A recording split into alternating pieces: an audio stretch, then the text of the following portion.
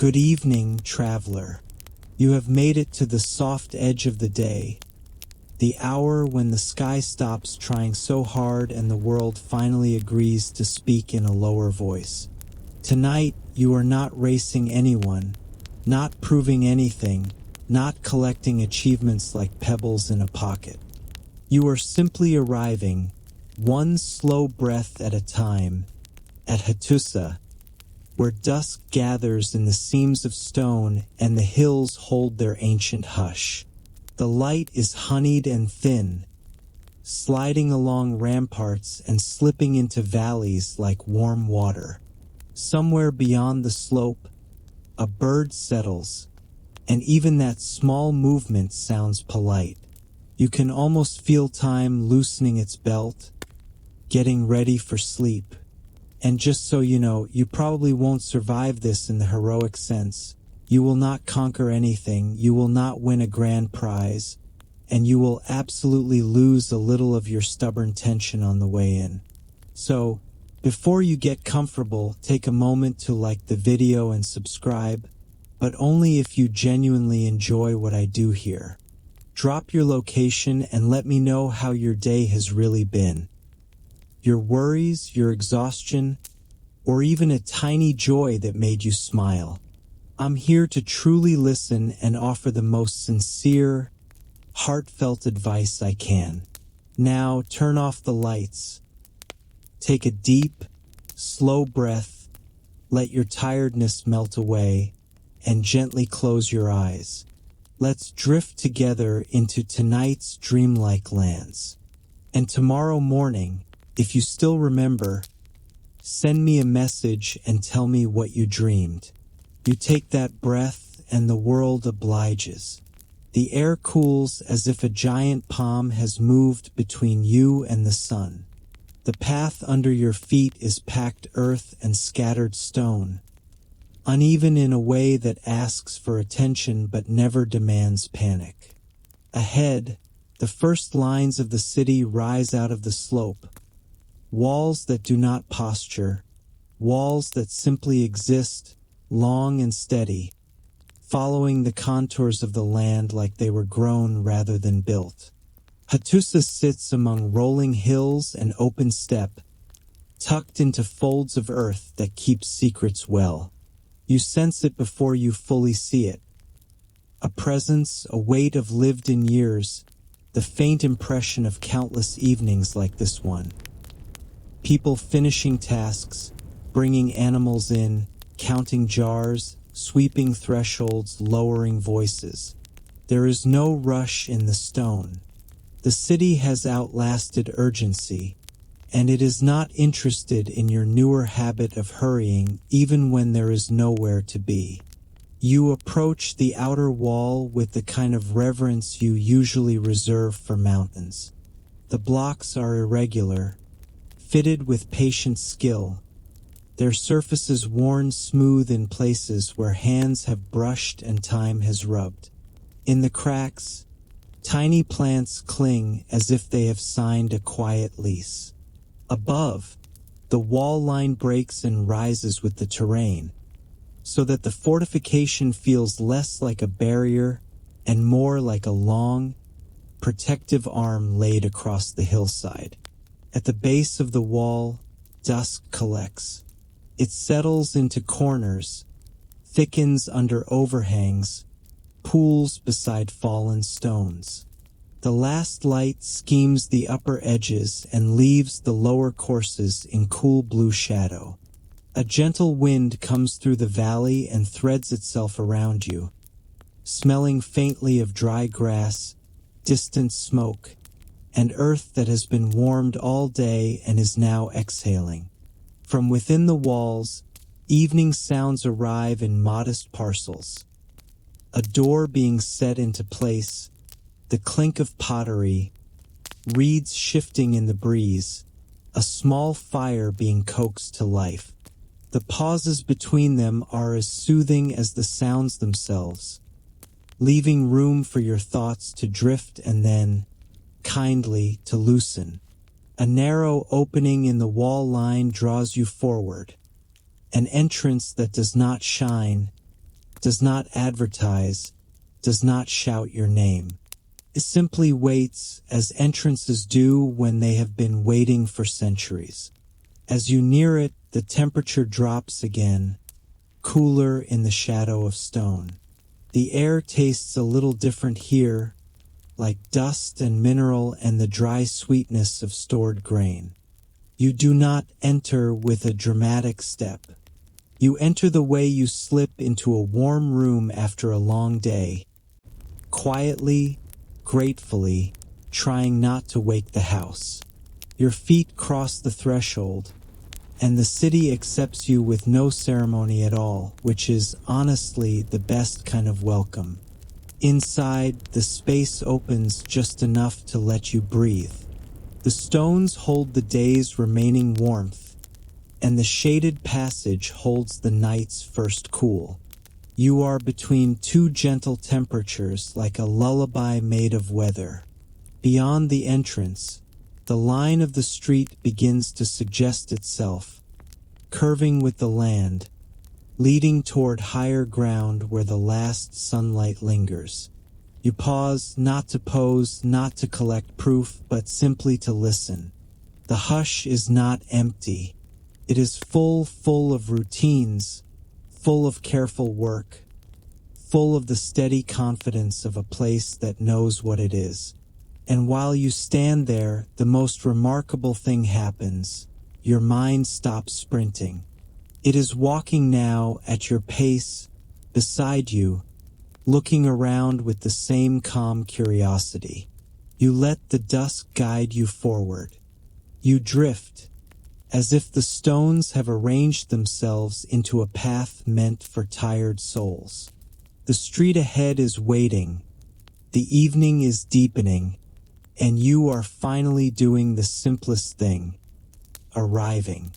You let the street carry you upward, one careful step at a time, as if the ground itself is a patient guide. The city does not straighten itself for you.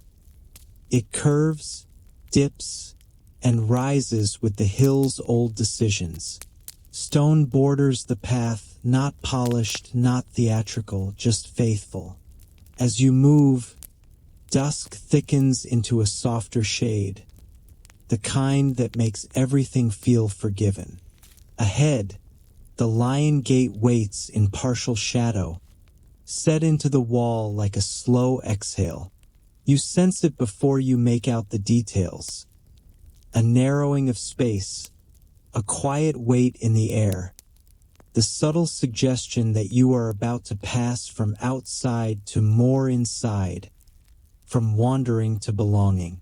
The entrance is grand in the ancient way, by endurance, by the calm confidence of craftsmanship that assumes it will still be here when your worries have turned to dust. The lions emerge as you draw closer. They do not leap. They do not roar. They simply hold their posture forever, carved into stone blocks that frame the gate. Their bodies are stylized and strong, paws planted as if bracing the whole city against the night. In the dim light, their faces look almost gentle, like guardians who learned long ago that intimidation is optional. If you stare long enough, you can imagine them tired. Two very serious cats who have been on duty for centuries and would appreciate, just once, a quiet blink. You pass beneath them slowly, because the place encourages slowness, and because your ankles would like to remain employed. Even your hands learn what to do. They stop reaching out for proof. They rest by your sides, warm and quiet, resisting the urge to tap stone or trace the lion's carved muscles. You understand, in a bodily way, that these surfaces are not souvenirs. They are elder faces. Touch is possible, yes, but distance is wiser. The respectful kind you give to something that has lasted longer than any single life. Inside the gate, the sound changes. Outside, the wind had room to speak. Here it becomes a whisper between walls. Footsteps land softer. Smoke from cooking fires threads the air, sweet and dry, with hints of grain and herbs. Somewhere deeper in the city, a dog shifts in sleep, nails scratching lightly, then stopping. The stillness is layered, and you walk through it as if it is fabric. A small oil lamp burns in a niche, cupped against the stone. The flame is not bright. It is steady, the way a calm person is steady when you are not.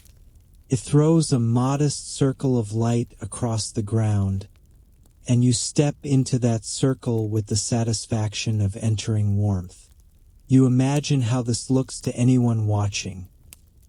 You, a quiet stranger drifting between pools of lamplight, trying to appear like you belong, and mostly succeeding because you have finally stopped trying so hard. More rules arrive without words. You keep your steps measured so the sound does not bounce sharply off the stones. You avoid the deepest ruts where water might collect later. You do not cross directly in front of someone carrying a load, because interrupting another person's balance is not just rude here. It is dangerous, and danger is something the city prefers to manage calmly. You notice how people acknowledge one another without noise. A slight incline of the head, a brief pause of the body, a hand lifted, palm open, not waving wildly, just admitting, quietly, that another human exists. You mirror these gestures and feel oddly relieved, because your face does not have to perform. There is no expectation of sparkle. There is only the expectation of steadiness, and you can manage that. Behind you, the lions keep their watch as the last of the daylight drains away. Their shadows stretch along the inner wall, long and protective, and you realize the gate is not only an entrance. It is a filter. It strains out the frantic pace you carried from elsewhere. It holds the city's calm on the inside, like water held in a jar. You take a few more steps and glance back once. Not dramatically, just a small check, like making sure you did not forget yourself outside. The lion gate stands there, silent, the carved forms catching the faintest remaining light. For a moment, you feel as if Hattusa has adopted you in the mildest possible way, by teaching you how to move through it without waking it. And so you continue, breathing in smoke and stone and evening, walking as if your footsteps are part of the city's lullaby. You move on from the lion gate as if you have crossed not only stone, but tempo. The streets inside do not invite a brisk pace. They discourage it with mild, practical obstacles. Rounded stones, shallow ruts, a sudden curve that asks you to pay attention. You adjust without resentment. Your body remembers, with some surprise, that it can travel slowly and still arrive. The lane narrows. Walls draw closer on both sides, built of stone at the base and rising into mud brick that holds the day's warmth like a secret. The surfaces are imperfect in a comforting way, smoothed here by a shoulder brushing past, chipped there where a basket corner has caught 1,000 times. You notice how dusk settles on mud brick differently than on stone.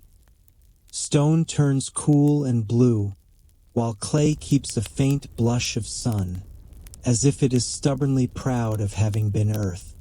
The air changes again. It becomes thicker with the scent of work ending.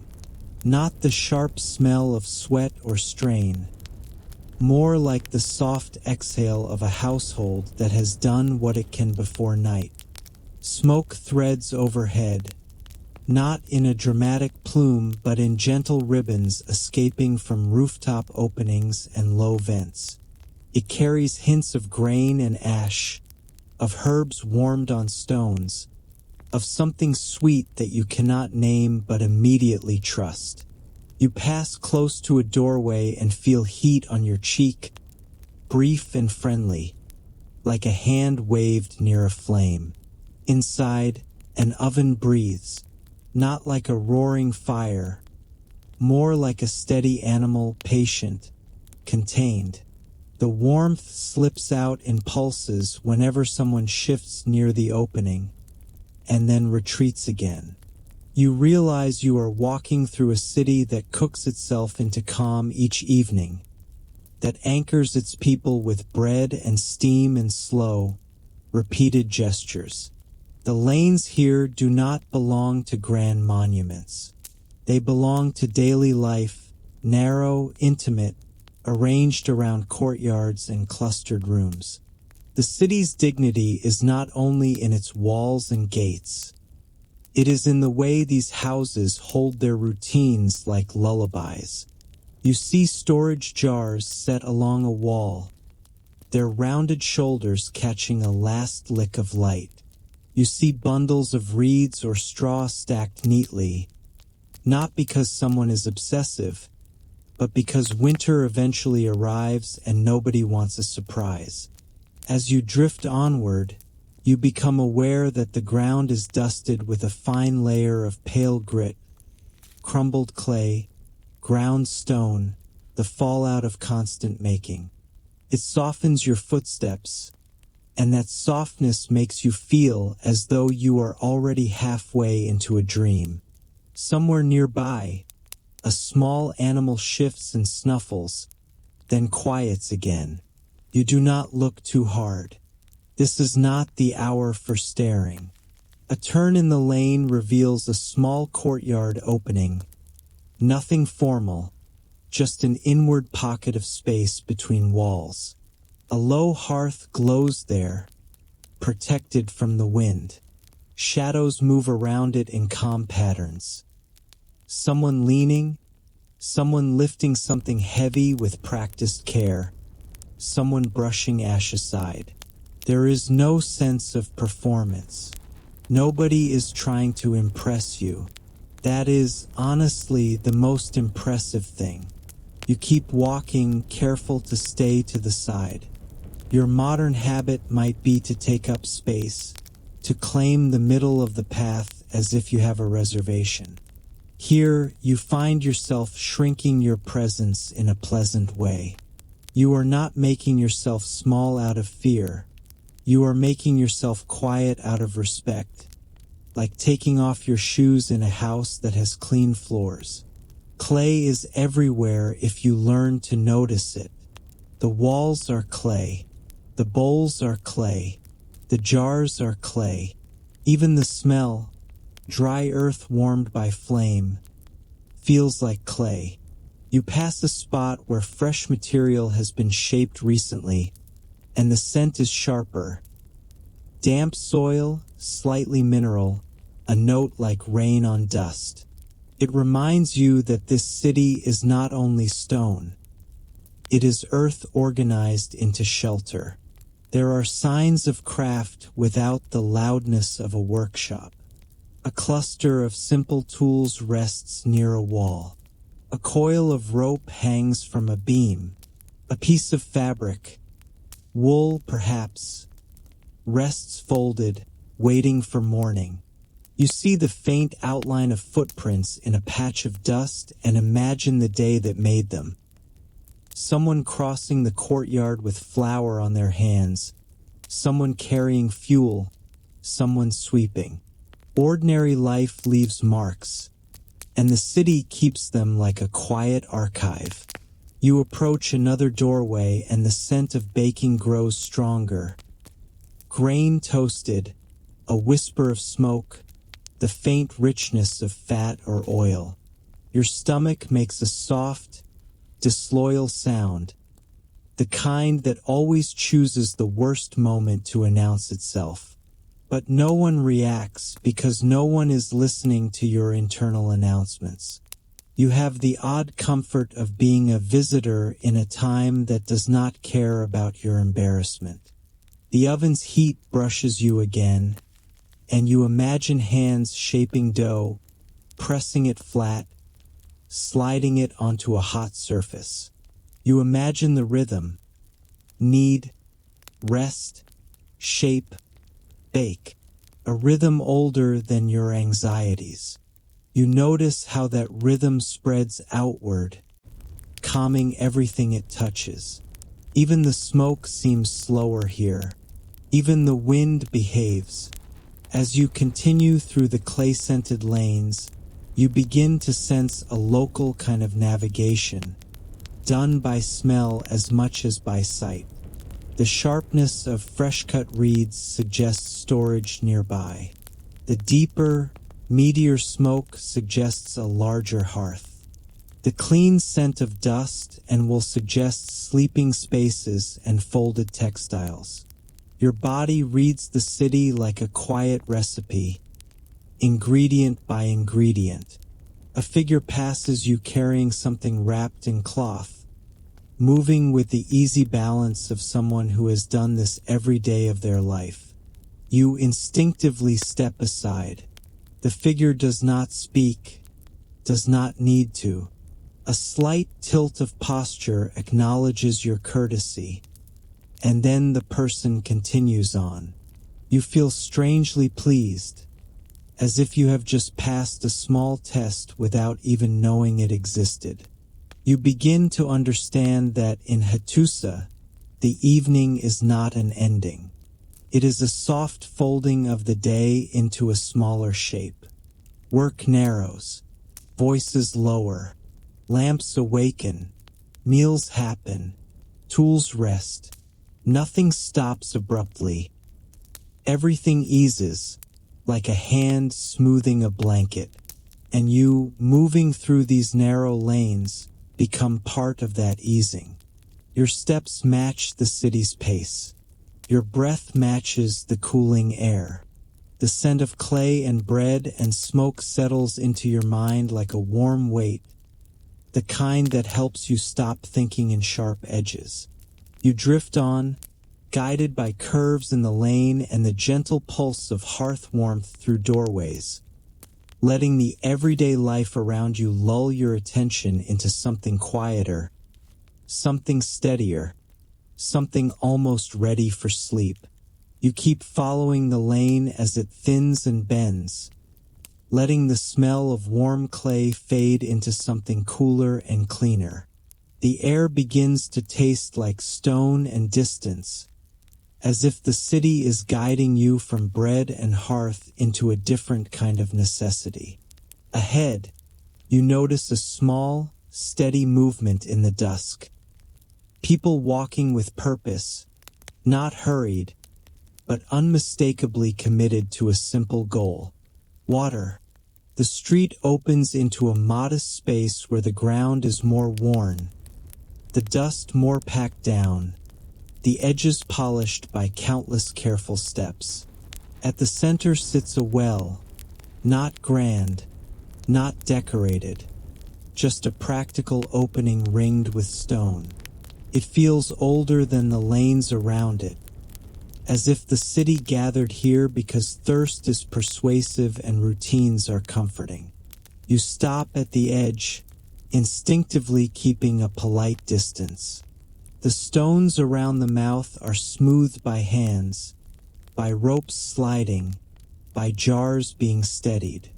The well's interior is darkness with a faint, cool breath rising from it, the underground's quiet reply to the day's heat.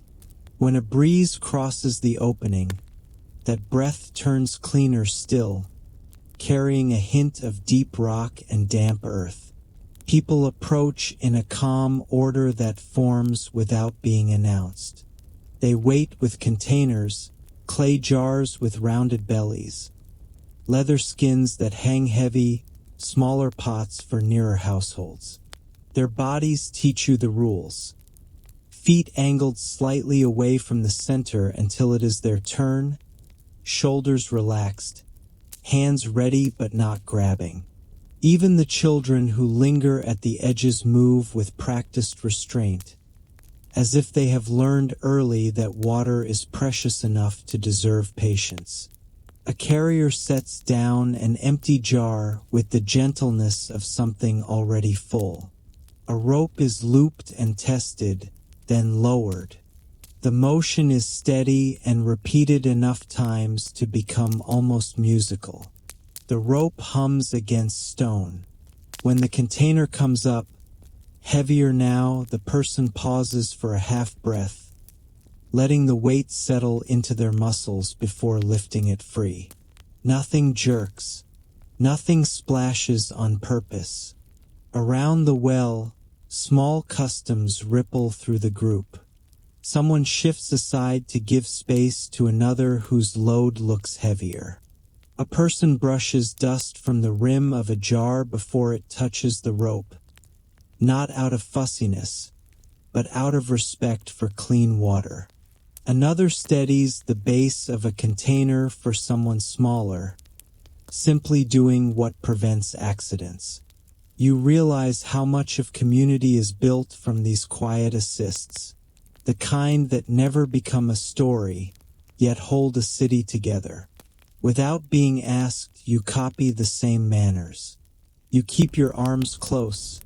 You step back when a full jar rises, and you let your own breathing slow to match the rope's steady rhythm.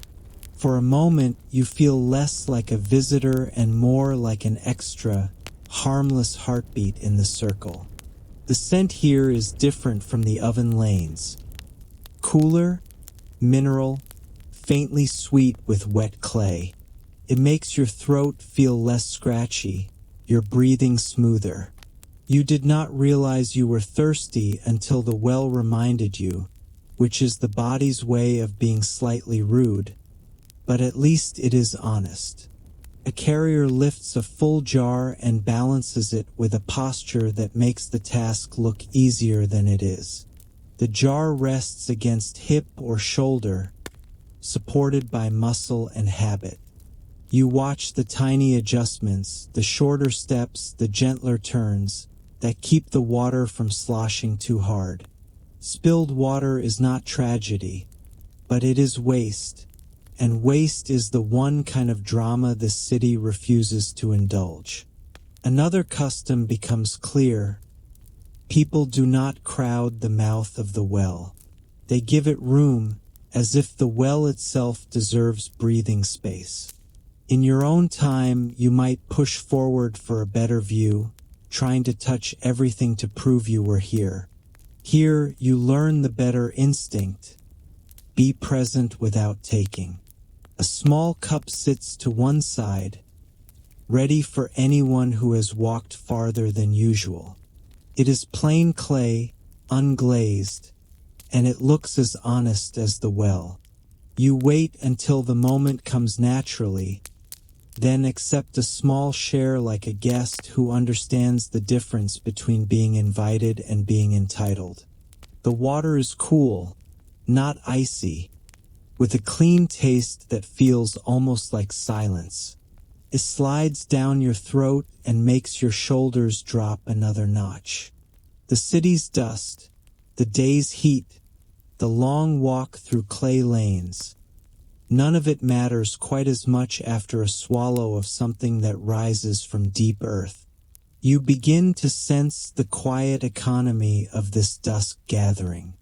Evening is when the heat has eased, when carrying is safer, when households naturally shift from making to preparing. The well becomes a pivot point. From labor to rest, from outside to inside, from daylight to lamp glow. Carriers take their turn, lift their careful weight, and disappear back into lanes you now recognize, threading water into courtyards like a final, practical blessing before night. You remain at the edge a little longer, listening to rope and stone, watching the gentle choreography of sharing and saving. In a city built of walls and gates, it is this simple circle of water that feels most protective of all. And you let that thought settle in you. Steady, quiet, and refreshingly cool. You leave the well behind with a coolness in your throat and a calmer weight in your chest. And you follow the gentle stream of footsteps as it thins into the higher lanes. The city seems to exhale after water is carried, as if every household has been quietly reassured. The night can arrive without panic. The path rises toward a low ridge where the air smells drier again. Sun-baked grass, crushed seed heads, and the comforting dust of stored grain. The stone underfoot grows paler and more broken, worn down by years of hauling and returning, until even the ground understands the routine. People walk differently here. Their steps are a touch wider, their balance more deliberate because burdens are heavier on this slope. A few figures move upward with sacks slung over shoulders or balanced against the hip, and you can almost hear the small internal math. Keep the load stable, keep the breath steady, keep enough strength for the walk back down. Nobody rushes, because the hill punishes rushing, and the hill has been teaching that lesson for longer than your entire concept of productivity. As the lane crests, the space opens and the wind returns, cooler and cleaner, tugging at your sleeves with mild insistence. Ahead sits the granary district, simple structures with thick walls, raised platforms, and careful doorways. They are not ornate. They do not pretend to be sacred, and yet they carry an importance that feels almost holy in its practicality, because they are where a city keeps its future. The first granary you pass is built to resist damp and pests, to keep the harvest safe when winter arrives with its blunt face. The base is stone, set firm and tight, and above it the walls rise in layered clay and timber, sealed and tended. You catch the scent immediately. Barley and wheat, dry and sweet, with a faint note of straw. It is the smell of survival wearing a gentle perfume. A caretaker moves along the outer wall with slow hands, checking seams where air might slip in. The posture suggests daily attention, the kind that seems boring until you remember what happens when grain spoils and nobody has anything to eat. You watch a latch tested, a vent cleared, a door edge brushed clean before closing. Nothing dramatic, nothing heroic, just competence, repeated until it becomes peace. You drift closer, staying out of the way, and you begin to understand the hill as a conversation between seasons. Summer and autumn speak first, loud with harvest, heavy with baskets and sacks. Winter answers later, cold and exacting. The granary is where the city translates one season into another, turning fields into meals, sunshine into porridge, long days into steady nights. A narrow track leads you toward terraces that drop into open land. The fields lie beyond, muted in dusk, their stubble catching pale light like brushed fur. You can almost feel the earlier day in them, the cutting, the bundling, the carrying. Now the fields rest, and the granaries take over the work of holding. Near a storage platform, sacks are set down and counted without fuss. Fingers touch the seams of cloth, squeeze grain gently to judge dryness, then stack the sacks in a pattern that keeps weight balanced and air moving. You find yourself impressed by how soothing logistics can be when nobody is trying to turn it into a performance. This is planning as a lullaby. Measure, place, cover, Seal. Beside the platform, clay jars sit in rows like sleepy animals. Some hold grain, others oil, others dried herbs or salt. Their mouths are stopped with cloth and clay caps, and each cap bears a simple mark pressed in while the seal is still soft. You cannot read them, but you feel what they mean. This belongs somewhere. This is meant for later. This should not be opened without reason.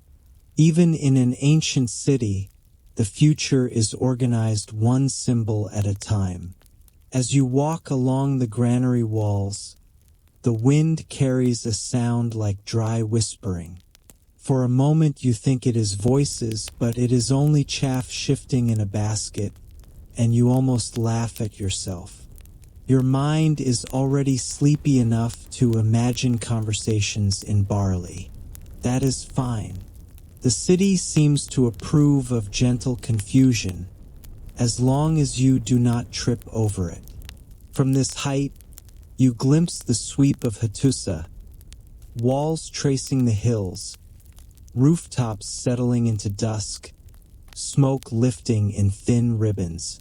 The granary hill feels like the city's quiet forehead, the place that worries on behalf of everyone else so the rest can rest. Comfort is not only warm food and soft bedding. Comfort is also the knowledge that someone checked the seams today, that the seals are tight, that the stores are real. A little farther on, a cloth is shaken out to dry, heavy with grain dust. A pale cloud rises and drifts away, catching the last light.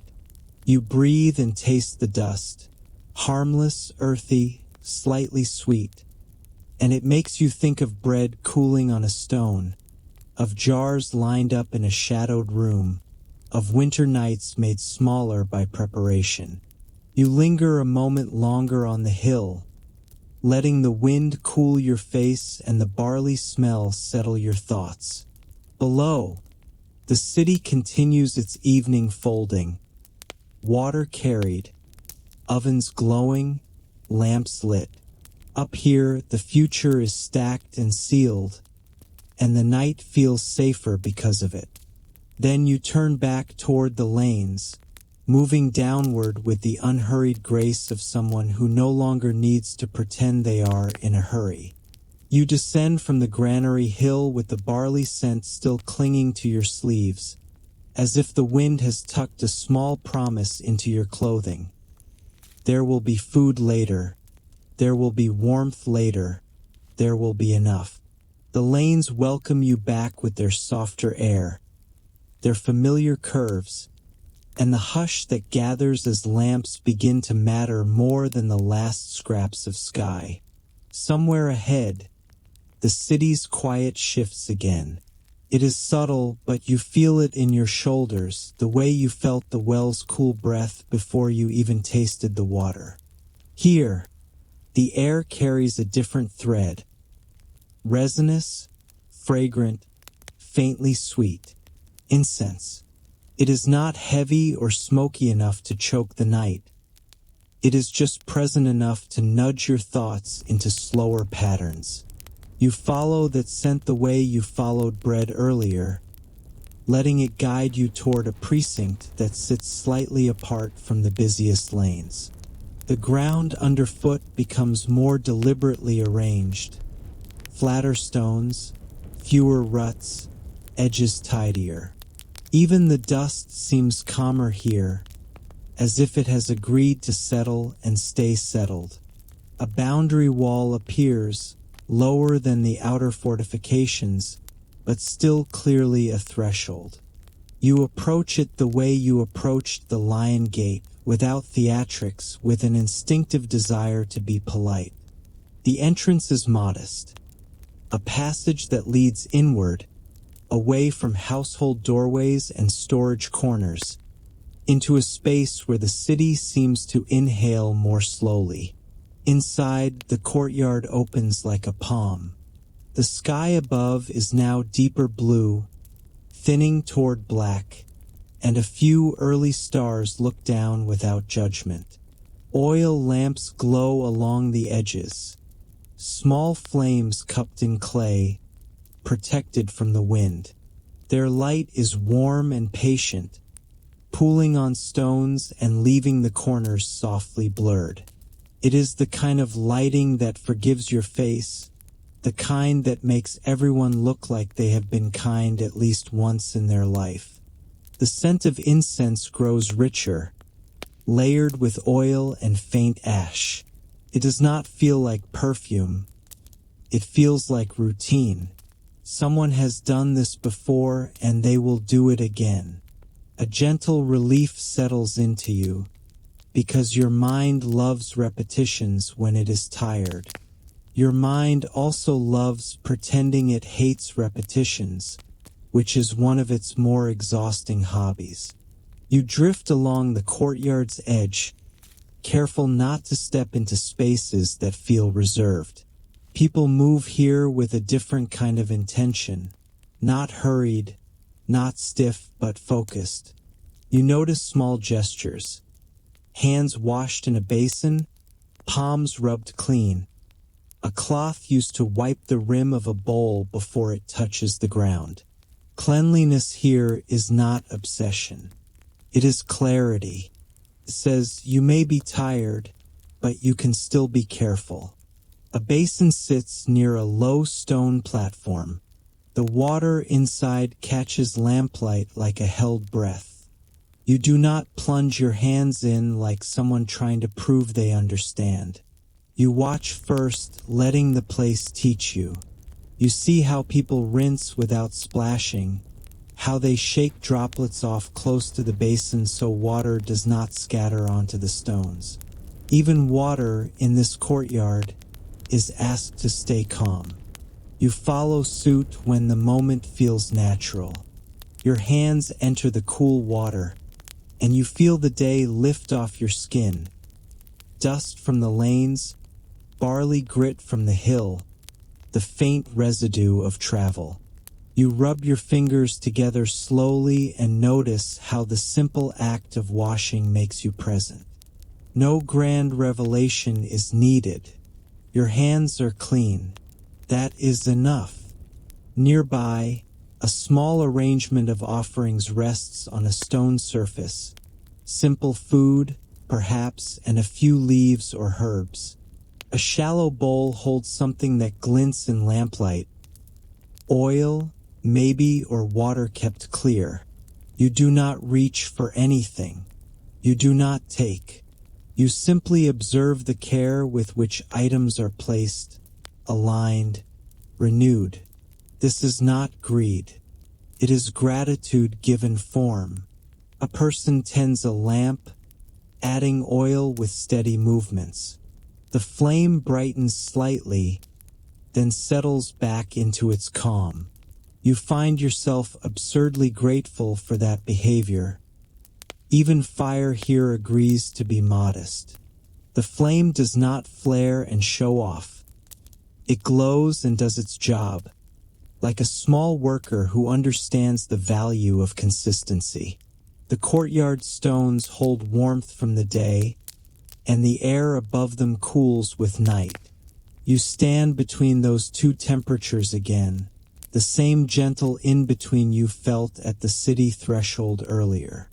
It is a pleasant place for a weary body to hover, neither chilled nor overheated, just held. Around you, ritual unfolds in quiet layers. People pause at certain points, hands briefly lifted, heads inclined, bodies still for a few breaths. No one performs for anyone else. If anything, the gestures seem designed to be witnessed by the place itself, by the stones, the lamps, the sky. You realize the city has many kinds of work, and this is one of them. The work of steadying the mind, of reminding everyone that there are forces larger than tomorrow's chores, but not so large that they crush you. Incense smoke rises in thin strands, twisting gently as it meets cooler air. It makes the lamplight look softer, as if someone has draped a veil across the scene. Your eyelids feel heavier and you do not fight it. You let your gaze blur slightly at the edges, letting the courtyard become a painting rather than a problem to solve. You notice a small rhythm in the way people move. Approach, pause, offer, withdraw. The pattern repeats, and repetition becomes comfort. You start to understand why this place exists inside a fortified city. Walls guard the body. Ritual guards the nervous system. The lions keep watch at the gate. The lamps keep watch over the heart. A faint breeze slips into the courtyard and makes the flames lean, then straighten. The incense smoke sways, then steadies. You think of the well's cool breath and the granary's barley hush, and you sense how each part of the city contributes to a broader calm. Water to soothe, grain to reassure, lamps to soften, smoke to slow thought. You do not need to understand every symbol to feel the effect. You simply stand there long enough for your mind to stop trying to categorize everything. The place does not ask you to be brilliant.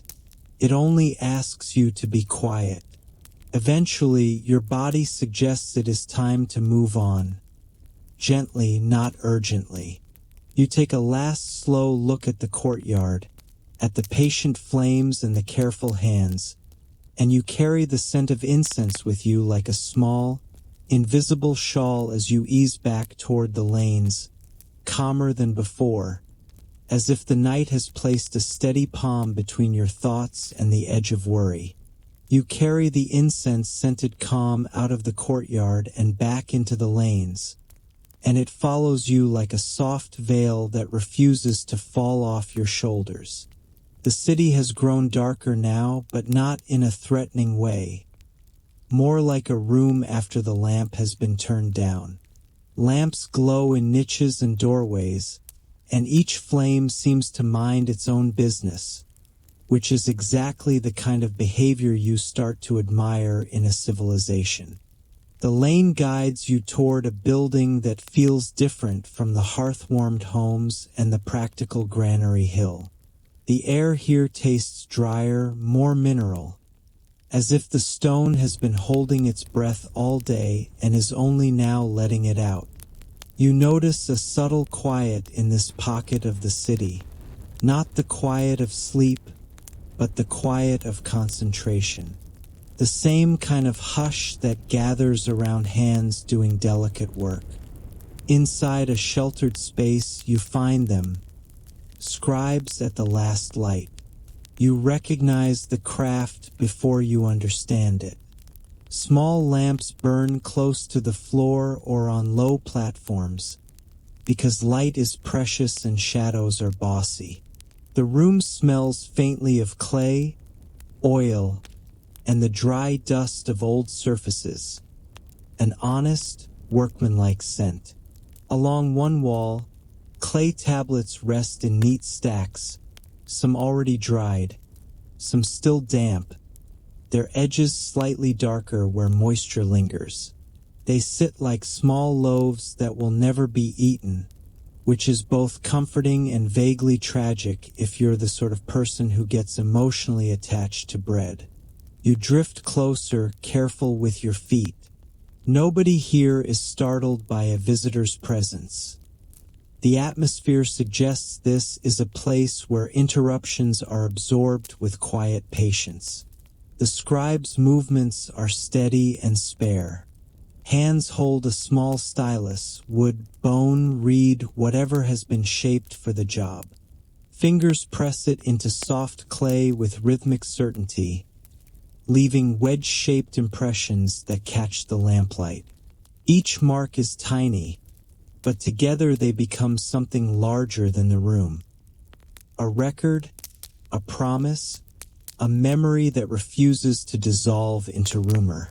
You watch the act of writing here, and it feels strangely different from what your body expects. There is no ink smell, no fluttering pages, no scratching quill theatrics. There is only pressure and patience.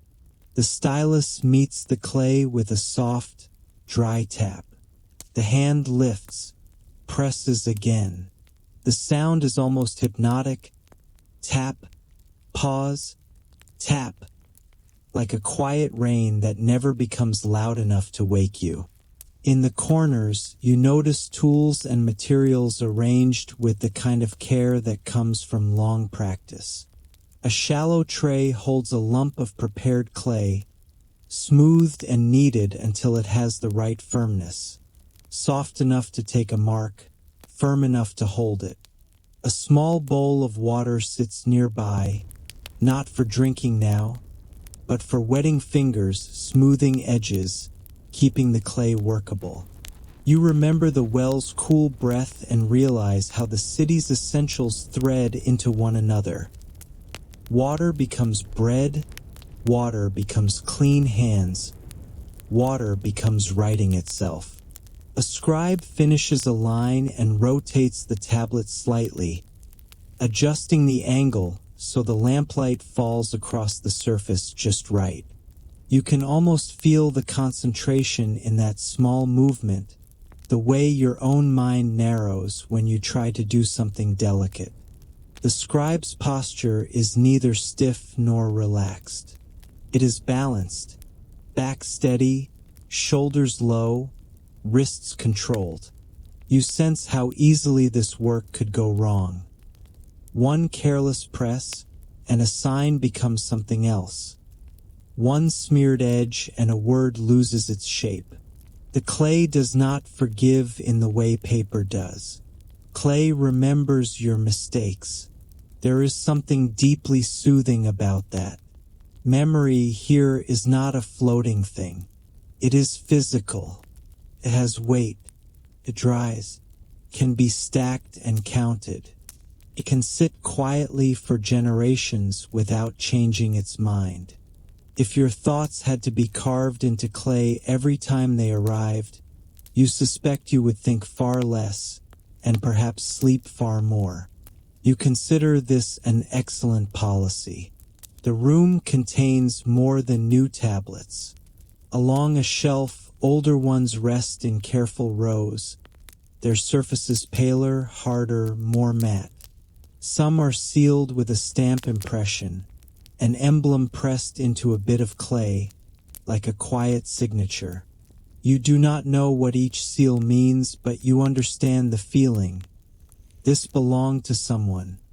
This was official. This was meant to outlast the moment it was made. You imagine the kinds of things these tablets hold. Not grand speeches or heroic tales, at least not only. You picture lists of grain, tallies of sheep, notes about deliveries, reminders of festival offerings, records of births and apprenticeships, instructions for storing food through winter. Everyday life made durable. A city's heartbeat written down so it can be remembered even when the people who beat it are gone. That is the strange comfort of archives. They are not loud, but they are faithful. The scribes work as the night thickens. Lamps burn lower, then are fed oil again. The flames brighten briefly, then settle, as if the room has trained even fire to behave. The scribes' hands keep moving. Their faces stay calm. They are doing what people do in a stable society. They are making sure tomorrow has a clear path back to today. You notice a set of tablets placed on a drying surface, flat, safe from accidental bumps. Each one is set down with care, spaced so air can pass, so edges do not stick together. The gesture is gentle enough to feel like putting a child to bed. Tablet by tablet, the scribe lays down the day's memory, letting it harden into permanence. A small humor rises in you, quiet and private. Somewhere out there, you have spent your life trying to remember things with frantic urgency. Names, passwords, dates, the location of your own peace of mind. Here, they solve forgetting by pressing wedges into mud. It is absurdly simple, and it works. You stay near the edge, letting the tap of stylus on clay calm your breathing. The sound feels like a metronome for the nervous system. Steady, predictable, indifferent to whatever anxious thought tries to sprint across your mind. Your shoulders loosen. Your jaw unclenches. You watch the last light sink deeper into the room, and you realize that the scribes are not fighting the night. They are using it. Night is when the city quiets enough for memory to be made. When you finally step back toward the lane, you carry a new kind of calm with you.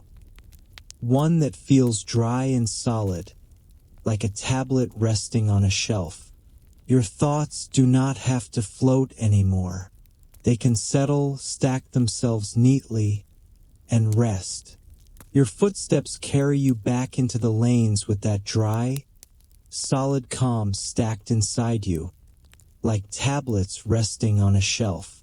The night air feels wider now, cooler, and it brings back familiar threads as you walk.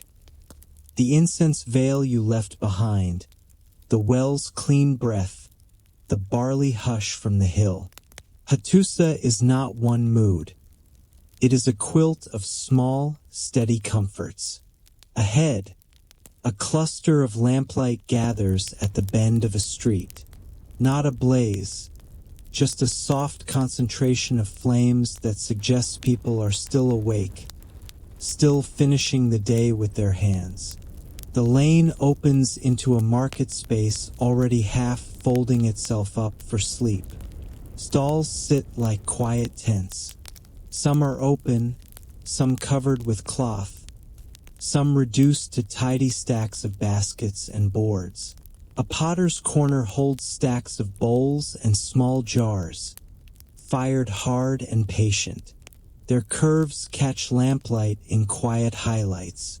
You notice tiny variations, an uneven rim corrected by a careful thumb, a handle smoothed where fingers will grip tomorrow. In another corner, folded textiles hang in layered warmth. Wool cloth, woven with repeating patterns that look like the stylus rhythm turned into thread. You imagine the hours behind each piece and feel grateful that no one here pretends time is cheap. A craftsperson sits with a tray of small carved items, bone or wood, polished smooth. Pendants, toggles, simple shapes meant to be useful as much as pretty. You do not hover like a collector. You stand with the respectful pause of someone who understands that every object is someone's evening, someone's patience, someone's wrists slowly learning endurance. Your attention catches on one small thing, a palm-sized token of fired clay, stamped with a crisp emblem. It is ordinary and official at once, like a little piece of order you can hold. The craftsperson turns it under the lamp, checks the mark, then sets it down again. You do not know the full system, but you sense its purpose. Small proofs that keep exchange clear, small memories that refuse to blur. Around you, the market performs its closing rituals. Weights are gathered and wrapped. Jars are capped. A cloth is drawn over dried fruit. Someone sweeps dust into a pile and tosses it aside with no anger, just a quiet ending to the day's mess. The gestures are practiced enough to feel like slow dance steps, and your breathing starts to match them. Kindness moves through the space without announcement. A bundle of herbs slips from someone's arm. Another hand catches it before it hits the ground and returns it with a calm motion. A heavy basket tilts. A nearby person steadies the base and waits just long enough for balance to return. A lamp sits too close to the edge of a table. Someone nudges it inward, saving the flame from a needless tumble. No grand virtue, no lecture, just small acts that keep a community smooth. You notice your own instincts changing. You stop scanning for what you can take and start noticing what you can avoid disturbing. You place your feet carefully near pottery stacks. You keep your sleeves from brushing hanging cloth. You step aside for a carrier with a load. Being gentle here is not a performance. It is simply how the evening works. Near a low table, bread rounds cool under cloth, and a bowl of something thick and fragrant, grain with herbs and oil, perhaps, rests beside them. The scent alone is enough to reassure you. The city knows how to feed itself. The city knows how to end a day. Under lamplight, faces soften. Shoulders sag a little, not from defeat, but from permission. Everyone seems to be setting down the same invisible weight you have been carrying, only they do it without announcing the moment. You feel a quiet, private amusement at how universal this is. Survive the day, then fold it neatly and put it away. As you turn to leave the afterglow, the craftsperson shifts that stamped clay token toward you in the calm language of gestures, offering a simple courtesy. Something like a welcome marker, something you can carry that says you passed through here gently. You accept it with both hands because your body has learned that two hands mean respect. The token is warm from the lamp, and its stamped surface presses a tiny pattern into your palm. You tuck it away carefully, telling yourself you will remember exactly where you placed it. You are not the kind of traveler who loses small important things, you think, with the confidence of someone who is about to be proven wrong by life's mild sense of humor. For now, though, the token's weight feels steady, and you drift onward, carrying the market's quiet kindness back into the darkening lanes. You drift onward, and the market's afterglow fades behind you until it becomes just another soft patch of lamplight, swallowed by lanes and distance. The token you tucked away keeps a quiet weight against your side, a small stamped certainty in a city that otherwise asks you to trust what you can't name. The streets rise and dip with the hill's old moods. Stone gives way to packed earth, then back to stone again, and each change in texture asks your feet to slow down. You obey. Hattusa rewards slowness with steadier balance and fewer surprises. The night air cools further, which at first feels like a gift. Then that coolness sharpens, carrying a scent that doesn't belong to smoke, barley, or incense. It is the smell of wet earth before it is wet, the mineral breath of stone anticipating water. You lift your gaze and find the sky no longer a tidy bowl of deep blue. A darker band stretches above the hills, thickening like ink in a cup. Wind slips through the lanes and tests the lamp flames. A few lean and steady themselves again, disciplined as ever. Farther along, cloth covers on baskets are tugged tighter. A doorway that was lazily half open becomes properly shut. Someone slides a pot inward, away from an edge.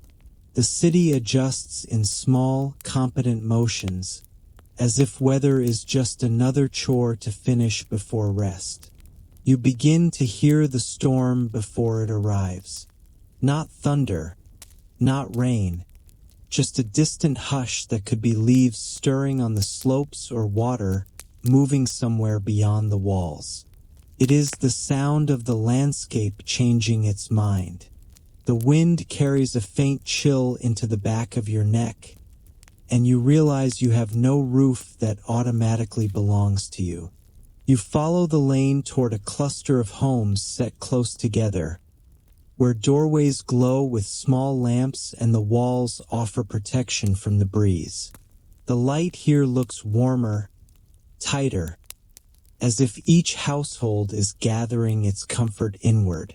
You approach not because you are desperate, but because you have learned the difference between bravery and stubbornness, and only one of those stays dry. A figure appears at one doorway, standing to the side rather than blocking the opening. The posture is simple, open enough to say, "There is space here." No words are needed. The doorway becomes an option, a sheltered pocket of lamplight offered without fuss. You move closer, but you don't step across the threshold. You stop at the edge and wait, because you've been watching all evening how this city handles boundaries. You keep your hands visible. You angle your body slightly aside, so you are not a sudden, full-force presence in a private room. The rule is quiet and practical. You do not bring the outside mess into the inside. So you look down at your feet and do the small work of respect. You brush dust from your sandals against a stone, lightly, patiently, knocking off grit without making a performance of it. The gesture says what your tired face doesn't need to. You noticed. You care. You will try to be clean. The figure shifts back a fraction, widening the opening. That tiny movement is permission. You step in with the smallest footprint you can manage, shoulders drawn in, movement slow so the lamp flame does not shiver. Immediately, the air changes. It is warmer by a few degrees, drier, less restless. Inside, you see simple order. Storage jars along the wall, woven textiles folded near a low sleeping area, a hearth that still holds a faint glow under ash. Everything looks used and therefore trustworthy. Outside, the wind rises briefly, and the hanging cloth at the doorway is lifted and tucked to narrow the gap, keeping warmth from leaking out.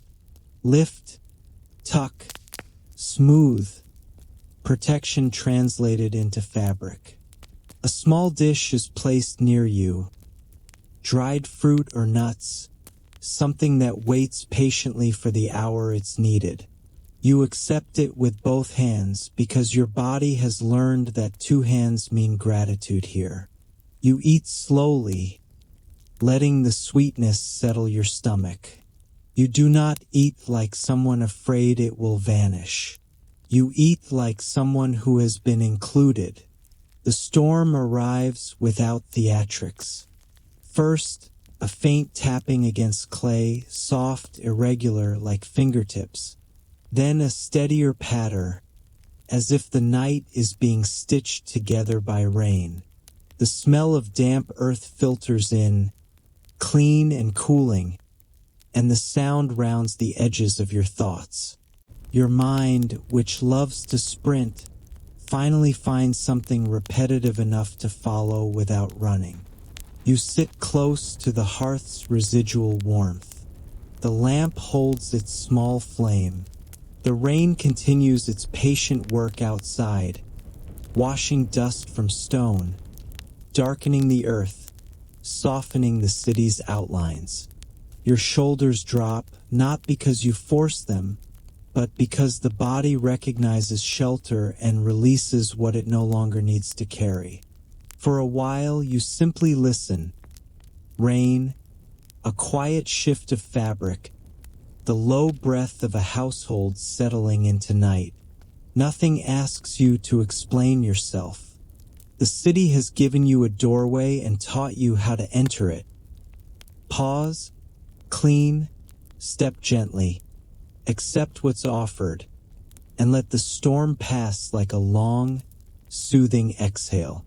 Somewhere against your side, the token remains tucked away, silent and safe, while Hattusa turns the weather into music and you let your thoughts stack themselves neatly, ready to rest.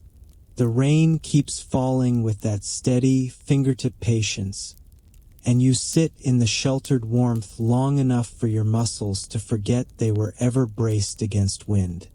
The storm becomes background, an old habit of the night, while the room's quiet order does what it does best. It reorganizes you. Your breathing slows. Your thoughts stop standing upright. The world turns into soft edges and repeatable sounds. Eventually, the rain thins. Not suddenly, not with a dramatic final splash, but with a gradual easing, as if the sky is getting tired of its own effort. The tapping becomes lighter, more spaced out. Water stops racing so loudly along the stone outside. The air that slips in at the doorway smells rinsed, cleaner, almost sweet, like dust has been forgiven. You feel the gentle nudge to move again. Not urgency, just a natural restlessness, the way a cat shifts position after a long nap. You rise carefully, mindful of the lamp and the folded textiles, keeping your body small and polite. The doorway cloth is adjusted, then loosened a fraction. A cool breath slips in. The storm has not vanished, but it has stepped back, giving the city permission to resume its slow evening. You step out with the same etiquette you entered. Slowly, deliberately, trying not to drag the outside mess into the inside or the inside calm into the mud. The ground is darker now, dampened in patches, and the stones shine where water has kissed them. The lane smells of wet clay and cooled smoke. Lamps burn steadier again, no longer forced to lean against sharp gusts. You take a few unhurried steps, enjoying the way the city feels after rain, washed quieter, as if every surface has just been smoothed by a careful hand. Then, without warning, your body performs a small ritual of modern anxiety. You reach for your side where the token should be, just to reassure yourself it's still there. Your fingers find only cloth. You check again, slower, as if a calmer hand might discover what a hurried hand missed. Still nothing. You pat the fold where you remember tucking it. Empty. Your fingertips search the seam, the pocket, the tucked corner of fabric. The stamped weight that felt so steady in the market is not there. A tiny ripple of cold rises in your stomach, an emotion you recognize immediately, even in an ancient city. It is the small, humiliating panic of losing something that was given in kindness. Not a life or death catastrophe, not a tragedy worthy of a song. Just a very personal wobble that makes you suddenly aware of your own clumsiness. Of course, you tell yourself you would lose it. You have drifted through Hattusa like a sleepy leaf, and now your sleepy leaf brain has misplaced a token that probably matters. This is the part where your mind tries to dramatize everything, because it is addicted to adrenaline even when you are trying to become a peaceful person with soft thoughts. You stop walking. The lane is quiet, damp, and reflective, and your stillness feels loud inside your own head. The token was not just a trinket. It was a small emblem of belonging, something that said you moved through the market gently, that you accepted the city's courtesy properly. Losing it feels like misplacing a handshake. You look down at the ground near your feet. The damp earth is mottled with dark patches and small puddles. Rainwater gathers in shallow ruts, turning the lane into a subtle trap for anything that drops and decides to hide. You scan for a pale piece of fired clay, for a stamped edge, for anything that looks slightly too intentional to be mud. Nothing catches your eye. You take a slow breath, the kind you have been practicing all night. You remind yourself that panic does not help you see. Panic only makes the world blur. And this city has been teaching you the opposite. Soften, slow, notice. So you start at the beginning as gently as possible. You retrace the evening with your senses, not your frantic thoughts. You remember the market's closing gestures, the warm lamplight, the token's heat against your palm. You remember tucking it away with great confidence, the kind of confidence that exists only to be corrected. Then you remember the storm hint, the smell of rain before rain, and the doorway shelter. Your hand returns to your side again, and again finds nothing, as if your body is hoping the universe will reward persistence with a miracle. It does not. The universe remains boring and consistent, which is honestly one of its best features. You turn slowly, looking back along the lane. The wet stones gleam. The lamplight pools in small, steady circles. The city looks too calm for your little crisis, which somehow makes the crisis feel both smaller and more embarrassing. That's fine. Embarrassment is survivable, unlike the heroic delusions you were warned about earlier. You take a few careful steps back toward the sheltered doorway where you waited out the rain. The ground there is damp but less churned, protected by the overhang and the cloth that covered the entrance. If the token slipped from you when you stood up, if it fell when you adjusted your clothing, it might be there, resting quietly where the rain didn't wash it into mud. You approach the threshold without barging in because the city's rules still matter, even when your nerves want to sprint. You keep your movements small. You angle yourself aside, scanning the ground where your feet were earlier. The lamp's light from inside spills outward just enough to illuminate the edge of the lane. You see pebbles, damp dust, a bit of straw, the faint imprint of a sandal edge. You do not see the token. A second ripple of panic tries to rise, sharper than the first. Your mind begins offering unhelpful scenarios. The token slid away into the dark. The rain carried it. You offended someone by losing it. The city will gently, silently judge you forever. Your mind is very creative, and unfortunately it uses that creativity mostly for nonsense. You breathe again. You let the rain's leftover scent steady you. You remind yourself that Hattusa is not built on drama. It is built on routines. Water carried, grain sealed, lamps tended, tablets pressed, markets closed, doors offered. A lost token is a small problem, which means it can be solved in the same way everything else is solved here. Patiently, methodically, with attention. You turn back toward the lane, ready to search the path you took after the market, accepting that your calm evening has gained one small wrinkle. And as you start walking, you hold that wobble lightly, like a folded cloth. Annoying, yes, but not enough to ruin the night. You turn away from the doorway and let the lane take you back into motion.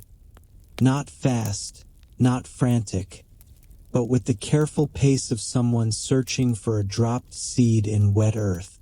The city stays calm, which is mildly inconvenient for your mind, because your mind is trying to inflate this into a private catastrophe.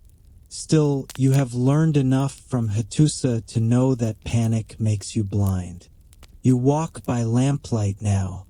Each flame paints a small circle on the ground and leaves the spaces between in soft blur. The rain has polished the stones. Puddles hold reflections like sleepy mirrors. You scan the edges where a small object might roll and stop, and you check the shallow ruts where water gathers. Every pebble seems suspicious for half a second, then becomes just a pebble again. You start with the nearest stretch, the damp, sheltered lane where you waited out the storm. The air still smells of wool and warmed interior, folded textiles, ash, the quiet sweetness of a room that has decided to rest. You keep your steps light, because the city's etiquette still applies even when you are annoyed with yourself. You do not stomp through someone else's evening. A lamp in a niche throws light along the wall, and you follow that light as if it is a thread. You crouch once to look close, letting your eyes adjust until the ground's textures separate, straw fragments, grit, a leaf stuck to stone.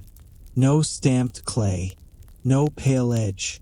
The lane offers you nothing but its clean, rinsed shine. Your mind begins to offer theories with confident uselessness. The token might be back at the market. The token might be inside the shelter. The token might have slipped into a crack and begun its career as a future museum surprise. You let the thoughts pass without feeding them, the way you let the last drips of rain pass without calling them a flood. You return to what works here. Senses, not drama. You inhale slowly and let smell become direction. Nearby is wool and damp clay, but farther down the lane the air shifts into smoke, dry and comforting, the familiar thread from hearths. Where there is smoke, there is bread. Where there is bread, people are still moving, still watching the ground, still finishing the day with steady hands. You follow that thread. The lane bends and warmth brushes your cheek from a doorway. An oven breathes somewhere inside, its heat pulsing out and retreating again. The smell of toasted grain grows stronger, and for a moment your stomach remembers it has opinions. You ignore it. You are not here for dinner. You are here to retrieve a small symbol of belonging that you misplaced like a novice. You kneel at the edge of the lane where the oven's spill of light meets wet stone. Up close, the world becomes calmer. You find little things, rounded pottery chips, a twig, a pebble with a pale stripe, but nothing that looks stamped and intentional. You stand again, slower than you rose, and continue. You drift toward the market by following a faint blend of dried herbs and lamp oil. The space is quieter now, most stalls covered, baskets stacked, boards leaned away as if the whole market has tucked itself under a blanket. A few lamps remain, smaller than before, leaving the afterglow half asleep. You walk the edges where you remember standing. You search the packed earth near the stall legs, the places where a drop token would land and hesitate before rolling. You look for a mark of absence, a flat, clean shape in the damp dust. Near one corner you find it. A shallow rectangle pressed into the ground, too crisp to be random, as if something small and flat rested here briefly. Your pulse lifts, then steadies itself, remembering the city's rules. You touch the mark lightly. The earth is firm, the edge is real, but the token itself is not there. It is as if it was nudged aside during closing, lifted by a careful hand, or swept gently into a safer place. You imagine the closing broom moving through the market with the same patience you saw at the well, tidying without anger, saving what can be saved. You think of the scribes pressing memory into clay, and you briefly wish you could do the same with your certainty. Token safe, traveler not hopeless, evening still intact. Your wish does not become a tablet, but it does soften your breathing. At the far edge of the market, a figure moves slowly, bundling cloth and settling a basket as if nothing has ever been lost in the history of the world. You do not speak. You simply hold your hands open, empty palms in lamplight, then mimic a small tablet between your fingers. Something flat, something stamped. The figure pauses, looks, then makes a small, calm gesture upward along the slope. The direction is not toward more stalls or darker corners. It is toward air that smells drier again. Straw, grain dust, the faint sweetness of barley. You follow the gesture the way you followed smoke and incense earlier, letting it become your new thread.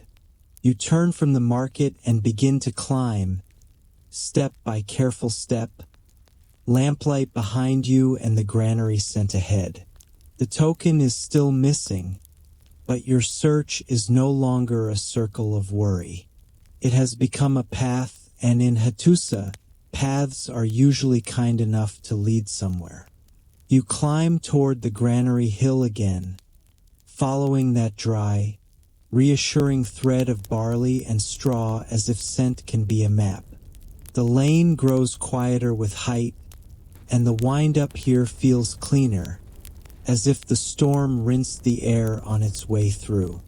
Your sandals meet broad steps cut into the slope, simple stone risers that have learned the shape of thousands of cautious feet. Water has run along their edges, leaving thin, shining lines where it slipped and gathered, then moved on. You take each step as if it matters, because in the dark, it does. Also because slipping would be a spectacular way to add unnecessary drama to an evening that has been trying very hard to keep you calm. The granary structures sit ahead like sleeping animals. Low, thick-walled, patient, built for endurance rather than display. Their surfaces hold the faintest glow from distant lamps, and above them the sky looks deeper, scattered with small, indifferent stars. The scent of grain is stronger here, dry sweet, with a thin note of dust that clings to the back of your throat in a familiar way.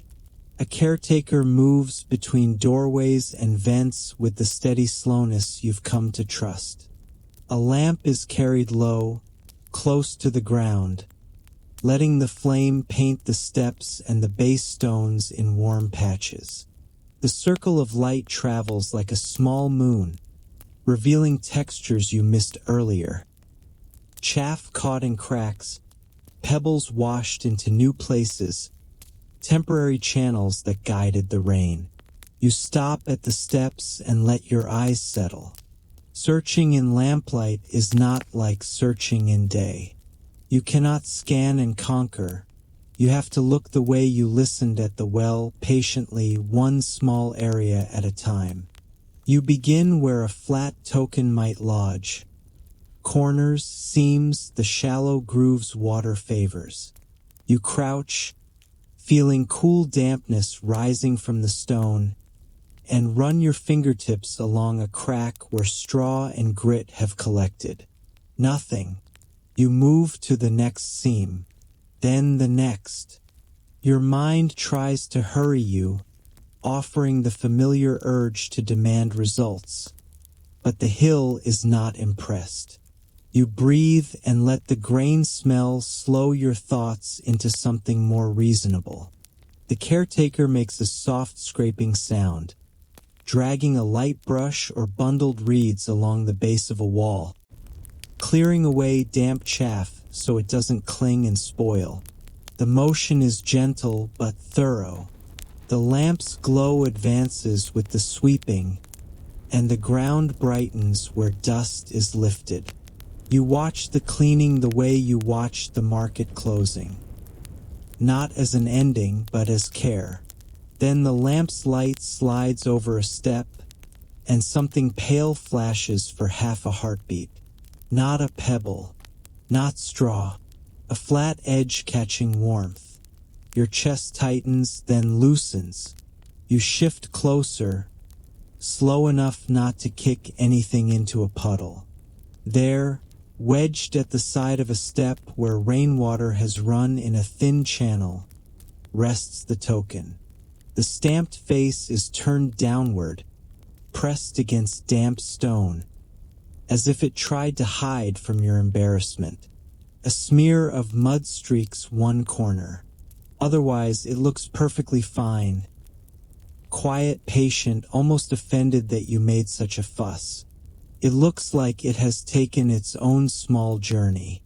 You can imagine the closing broom in the market nudging it free, a careful hand setting it aside with other small, official things, and then the evening's practical errands carrying it uphill.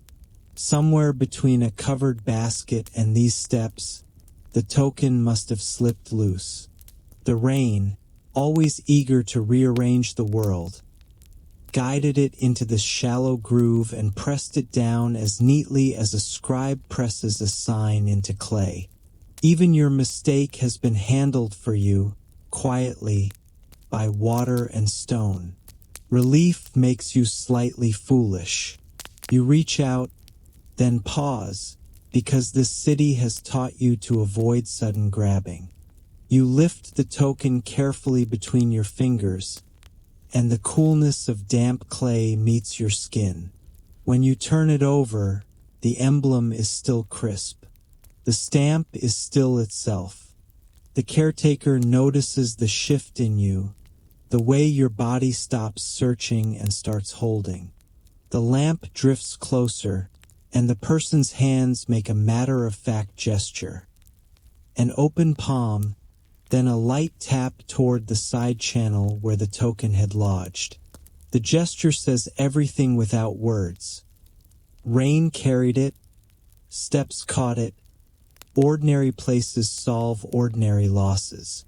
You nod, because you've learned that small acknowledgments are the local language of gratitude. You wipe the token gently on a dry strip of cloth, careful not to grind grit into the stamp.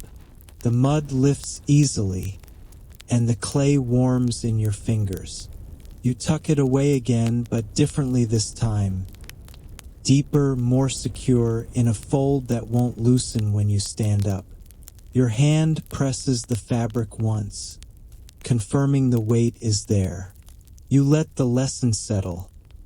Calm is not the absence of mistakes. It is the way you handle them. The caretaker resumes the slow work without ceremony. Sweeping continues. The lamp's light returns to seams and edges. The granary doors remain closed, faithful.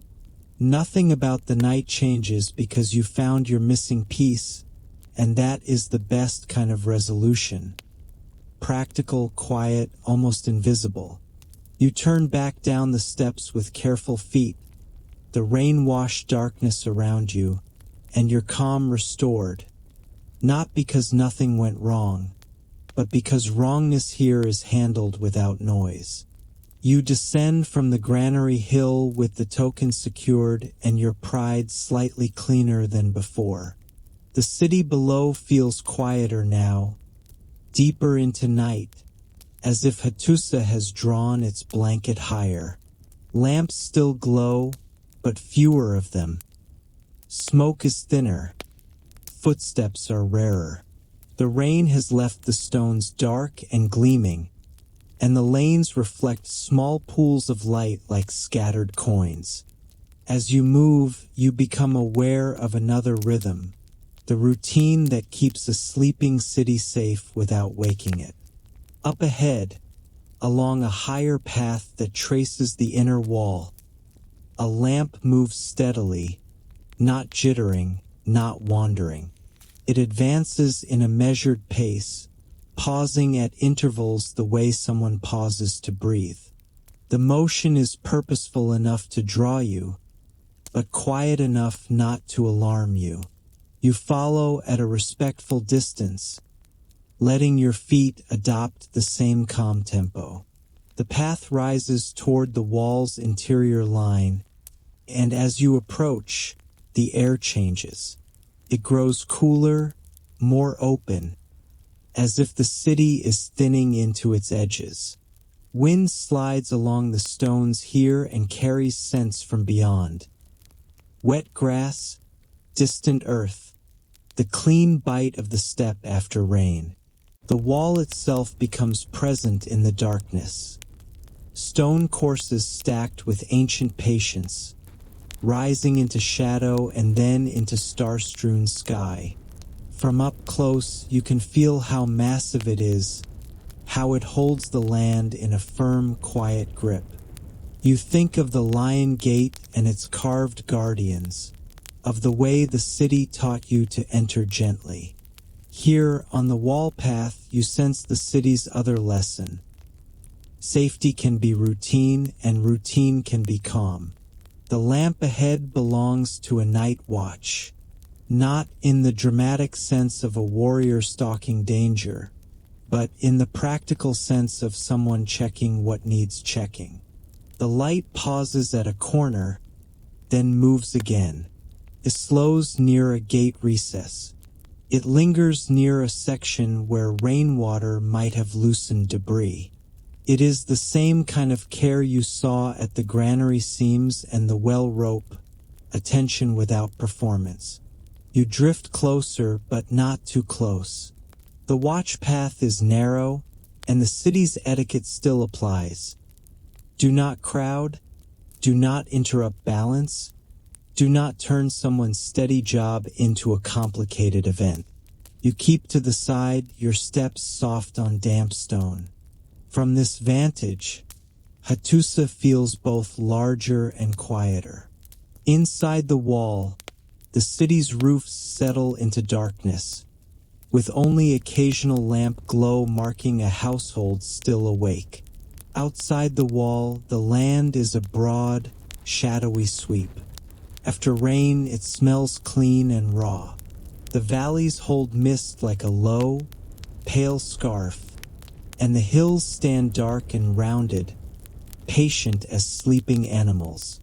The night watch pauses again. The lamp's glow spills across the stones and reveals small details. The edge of a drain channel, a patch of mud where water ran, a bundle of reeds tucked away to dry. The watch checks the area with a calm sweep of light, then continues. You find yourself oddly comforted by the repetition. In your own time, safety often comes with loudness, alarms, bright lights, urgent instructions. Here, safety comes with someone walking slowly and noticing. You join the wall round, a quiet shadow behind the lamp, and you learn how the city watches itself. The route follows the wall's curves, rising and dipping with the terrain. At points, the stones underfoot are slick, and you shorten your stride, placing each foot carefully. You notice how the watch never steps where water pools. The lamp reveals the safer line, and the body follows it without complaint. At a corner, the path widens slightly and the view opens. The city's outer slopes and fields are visible in faint moonlight. The granary hill sits like a dark hump against the sky, and you remember your small panic and your calm recovery. The token's weight at your side feels steady. You realize the night watch is doing the same thing you did, moving through possible trouble without turning it into a crisis. A small sound rises from below the wall, the drip of water from a roof edge, the soft plop into a puddle. The lamp pauses as if acknowledging it. The watch checks the corner, then moves on. Nothing is wrong. The city is simply draining the rain from its skin. You begin to understand that the wall is not only a barrier. It is also a walkway for responsibility. It lets the watch see both sides, the inner life of the city and the outer silence of the land. It is a place where attention can stretch without becoming anxious. Your own mind mimics that stretch. Thoughts rise, look outward, then settle again. The lamp's glow falls across carved stone in one section. Faint, weathered marks that might have been symbols or simple chisel traces. In the moving light, they look like old handwriting, and you think again of the scribes pressing memory into clay. The city has multiple ways of recording itself.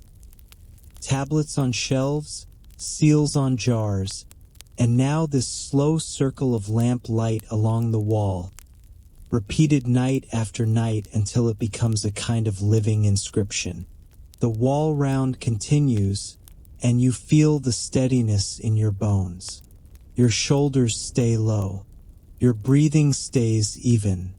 The damp night air cools your face and makes your eyelids heavier. If the city itself is awake enough to watch, you are allowed to be tired. Eventually, the lamp turns toward an inward path that leads back down into the lanes, and you follow, carrying the calm of routine safety with you.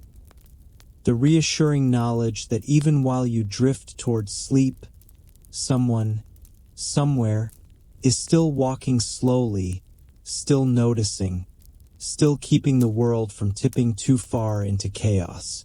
You follow the inward path down from the wall with the same measured pace the lamp taught you, letting the cool night air trail behind you like a quiet ribbon. The lanes below feel softer now, less like corridors and more like the gentle insides of a sleeping place. Rainwater has darkened the earth, and the stones shine where lamplight touches them. The city's sounds are fewer, but more intimate.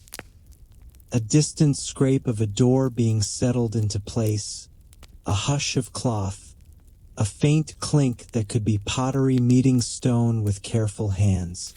As you turn a familiar bend, warmth reaches you before you arrive at its source. It slips into the lane like a well-mannered animal, unhurried, patient, unmistakably inviting. The scent follows. Toasted grain, a little oil, something herbal, and the faint sweetness of smoke that has been burning all evening and now knows how to behave. A doorway glows ahead, not bright, not demanding, but steady enough to guide you. The cloth at the entrance is drawn partly aside, leaving a narrow opening that protects the flame inside from any leftover wind. You approach the way you have learned to approach everything here, without claiming the center, without announcing yourself through urgency. Your feet slow naturally at the threshold. You brush the damp grit from your sandals. It's a small act, but it feels meaningful, like lowering your voice before entering a quiet room. You angle your shoulders inward, keeping your presence contained, and you step into the warmth. Inside, the space is simple and deeply comforting.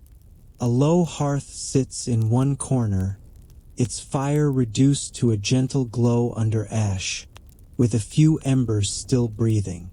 Above it, the air holds that clean, smoky fragrance that feels like it was invented specifically to soothe exhausted people. A lamp burns nearby, its flame calm, cupped in clay, casting soft light across storage jars, folded textiles, and a few tools set neatly against the wall. Everything looks lived in and well cared for.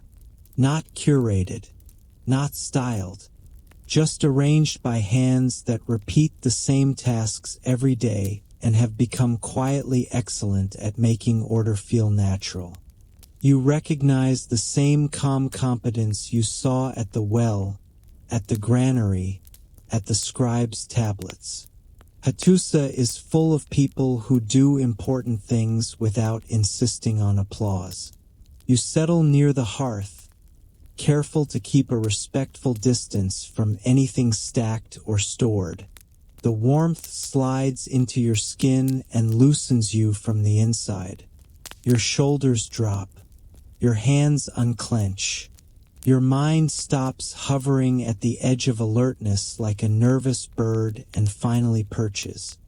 A simple meal is prepared without fuss. A shallow bowl is set down on a low surface, thick grains softened into something porridge-like, richened with oil, and scented with herbs that smell green even in winter's imagination. Bread rests under cloth, still faintly warm, the crust firm and the interior likely soft. Nearby, a small dish holds something sweet, dried fruit or a spoonful of honeyed paste. Nothing here is extravagant. Everything here is enough, which is a far rarer luxury than extravagance.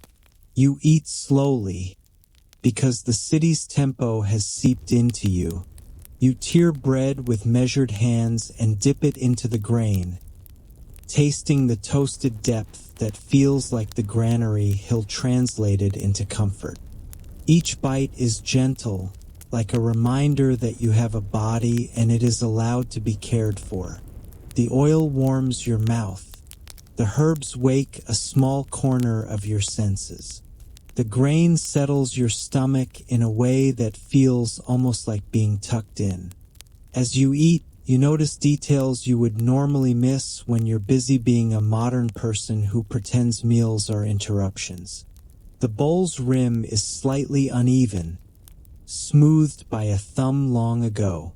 The bread cloth is woven with tiny, repeating patterns that echo the scribe's rhythmic press.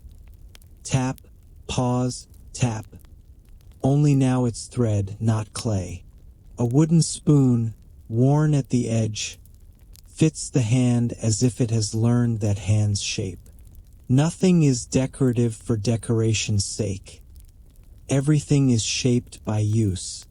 The room holds small evidence of craft and daily work set aside for the night. A spindle rests near folded wool, paused mid-task. A reed mat leans against the wall, drying after the rain's dampness. A coil of rope sits by the door, ready for morning water carrying. You think of the well's circle and the careful patience there, and you realize this household contains a piece of every system you have seen. The stored grain's assurance, the water's quiet necessity, the lamp's steady watch, the clay's humble permanence. There is a moment, small, unannounced, when tired laughter rises. Not words, not conversation, just the sound of breath and ease spilling out the way steam slips from a pot. It is soft and brief, like a bird fluttering its wings once before settling again. You feel it more than you hear it, and it makes you smile because it is the kind of laughter that doesn't need a punchline. It is simply the nervous system realizing it is safe. You glance down and, almost without thinking, confirm the token is still secure where you tucked it. The stamped clay presses gently against the fold of fabric, a quiet reminder of your earlier wobble and your gentle recovery. You do not feel ashamed now. If anything, you feel oddly fond of yourself for having had a small problem that ended without drama. In another life, you would have spiraled and called it character development. Here, it was just Tuesday night in a rain-washed city. The hearth's embers breathe on, and you watch them the way you watched incense smoke curl. Soft, slow, endlessly patient. The lamp flame barely moves. Outside, water drips from a roof edge at a leisurely pace, like the city is finishing the last sentence of the storm. You take another bite, slower than the last, and let the food do what food has always done. It anchors you in the present. Your eyelids grow heavier. Your thoughts stack themselves neatly, like tablets on a shelf, like sacks in a granary, like jars lined up for winter. You feel your body becoming part of the household's quiet rhythm. Eat, warm, rest. No heroics, no urgency, no need to prove you belong. And as the meal ends in the same modest way it began, bowls set aside, cloth drawn back over bread, embers banked, you remain seated near the hearth, filled with warmth and grain and the gentle certainty that in Hattusa, even nighttime hunger is handled with calm hands and soft light. The household settles its small tools and dishes into their resting places, and you remain near the hearth long enough to feel the warmth soak through the last stubborn parts of you. The embers glow under ash like slow, careful eyes. The lamp holds its steady flame, and the room's quiet order seems to press a soft palm against your thoughts, encouraging them to lie down. Eventually, you rise, not abruptly, not with the startled urgency of someone remembering an appointment, but with the slow grace of a body that has been fed and forgiven. You brush crumbs from your hands, keep your movements contained, and angle yourself toward the doorway cloth. Outside, the night waits. Inside, the warmth stays. You learn, in a gentle way, that leaving a safe place does not cancel it. It simply lets it remain where it belongs. You step over the threshold with the same simple etiquette you have practiced all evening. Feet placed carefully, shoulders slightly turned so you don't fill the doorway, a soft brushing motion to keep dust from being carried in either direction. The air outside is cooler, rinsed by rain, and it feels like clean linen against your face. The lane shines in patches where stone has been polished by water and touched by lamplight. Small puddles hold blurred reflections, lamps turned into trembling stars. You begin a last, unhurried circuit through the city, not because you need to see everything, but because your body wants to say goodbye in the language it has learned here. Walking slowly, noticing quietly, leaving no disturbance behind. The first bend brings you back to the familiar clay-scented lanes, now darker and quieter. The ovens no longer breathe as strongly, but a faint warmth still leaks through a few doorways, and the smell of toasted grain lingers like a memory that refuses to disappear. Mud brick walls hold the day's last heat, releasing it in a mild, steady way. You run your gaze along the surfaces, chips, smoothed edges, the subtle shine where many hands have brushed, feeling the city's age not as heaviness, but as patience.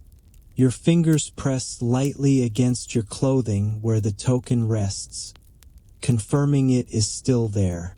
It answers with a small, reassuring weight. You almost laugh at how quickly a simple object can become a comfort, as if your mind has been waiting its whole life to attach itself to something that doesn't change its shape every 5 minutes. You drift toward the market space, guided by the faint scent of dried herbs and lamp oil. The stalls are mostly asleep now, covered and stacked, their outlines softened by darkness. A few lamps remain, low and modest, as if the market is keeping one eye open in case someone needs something small. The ground is smoother here, packed and damp. You remember your earlier panic and the impression the token left in the earth, your private proof that you were not imagining it.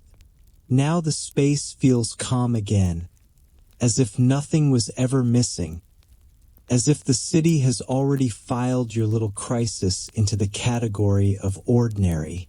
You move on, letting the lanes guide you by their curves and their familiar scents. The well comes next, its stone ring barely visible until you are close enough to feel its cool breath rising. The water's presence is quieter at night, but no less real. The air above the opening tastes clean and mineral, and you stand at the edge without leaning in too far, respecting the dark depth the way you respected the lions at the gate. You listen to the faint drip that remains after rain, and it blends so perfectly with the city's hush that you can't tell where the well ends and the night begins. A little higher, you catch the last thread of incense drifting from the temple precinct, faint now, diluted by damp air, but still distinct. It settles into you like a reminder of steadiness, the kind that doesn't demand belief, only quiet attention. The lamps there continue their patient work, and you don't enter again. You simply acknowledge the space with a softened gaze, the way you acknowledge something that helped you without asking for payment. Farther along, the pocket of concentration where the scribe's work has dimmed. The stylus tapping is gone, replaced by a deeper quiet. Somewhere behind a wall, tablets rest in their drying place, and you imagine the day's memory stacked neatly, signs pressed into clay and left to harden. The thought is oddly soothing. The city's worries have been recorded, contained, and set aside. There is no need to keep them spinning in the air. You follow the lane upward once more, not all the way to the granary hill, but enough to glimpse its dark shapes against the sky. The structures sit unmoving, faithful, holding the future in sealed jars and stacked sacks. You taste the faint sweetness of grain, dust in the air, and feel your stomach settle again, satisfied by the knowledge of enough. The city has prepared. The city can sleep. The wall line appears as you near the higher paths, and for a moment you see the night watch's lamp in the distance. Still moving, still pausing at corners, still making safety out of routine. The light is small, but it steadies something in you. You do not follow this time. You simply let its presence reassure you, like knowing someone in a house is still awake while you drift off. At last, the lanes curve back toward the lion gate. The carved guardians emerge slowly from shadow as you approach, their forms catching the faintest lamplight. They look the same as before, unimpressed, patient, quietly enduring. You pass beneath them with the same soft-footed respect, and the threshold feels different now. Earlier, it strained out your hurry. Now, it holds your calm in place, as if the city is reminding you to leave gently, the way you entered. Outside the gate, the air is wider. The step smells clean after rain. Wet grass, damp earth, and distance. Mist gathers low in the folds of the land, and the hills beyond sit in dark silhouettes, steady and slow. You pause and turn back once more. The gate stands firm. The city behind it breathes quietly, lamps like small, patient hearts. You feel, for a brief moment, as if Hattusa is not a place you visited, but a tempo you borrowed. You touch the token through your clothing again, one last confirmation, and then you let your hand fall because you don't need to cling. The city has taught you how to hold things lightly. You begin walking away at the same unhurried pace you learned inside the walls, and the stones behind you keep their hush, keeping your evening safe and simple, like a friend who doesn't wave dramatically, just stands there, steady, until you're gone. You keep walking beyond the lion gate, and the city behind you does not chase your attention. It simply remains, stone and hush and a few patient lamps, doing what it has always done, holding itself together without needing your approval. The night air outside is cooler and wider, rinsed clean by rain, and it slips into your lungs like a slow, forgiving medicine. The path down the slope is darker than it was when you arrived, but not empty. Mist gathers in the hollows, pale and low, and the grasses glitter with wetness that catches whatever light the sky is willing to offer. You step carefully, letting your feet find smoother places, the same way you learn to follow the worn stones at the gate. Each step feels like a quiet goodbye written with your body rather than your voice. Your fingers brush the fold of cloth where the small stamped token rests. You do not pull it out. You have already learned the difference between proof and peace. The clay is warm now from your own heat, and that warmth feels like the city's last courtesy. One more steady thing pressed gently against you, saying you moved through this place without disturbing it too much. Behind you, Hattusa settles deeper into night. You cannot see the temple courtyard from here, but you can almost smell the faint resin of incense, as if a thin veil still hangs in the air. You cannot hear the scribes anymore, yet the rhythm of their work returns anyway. Tap, pause, tap, turning into a metronome that keeps your thoughts from sprinting. You cannot taste the granary dust, but you remember the barley breath on the hill, the way enough smelled in sealed seams and stacked sacks. And you can still feel the well's cool breath in your throat, as if that clean water is traveling with you. The mist thickens as you descend, and the world softens around the edges. Hills become silhouettes, stones become darker shapes. The air grows quieter, as if even the insects have decided to lower their voices out of respect for your tiredness. You realize the boundary you crossed at the gate is not the only threshold tonight. There is another seam, between waking and dreaming, between here and then, and you are approaching it the way you approached every doorway in the city. Slowly, politely, with your hands relaxed and your breath slow.